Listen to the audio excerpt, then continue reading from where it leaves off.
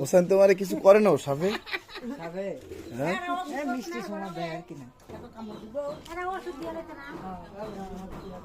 মানে সাপের কামড় খাইতে খাইতে ডর ভাঙ্গি আছে নাকি? 7বার 8বার কামড় খাইছে বুঝছেন তো আল্লাহ দিলে কিছু হয় নাই তো এই দই মানে আর ডরায় না বুঝেনি কিন্তু হোসেন তোমার এই না ডরানটা একটু ঠিক না না দাও কোন পকড়া দিবা দাও ডরাই না আর তুমি যদি দত্তারও আমি দত্তাম ফল মনে দাও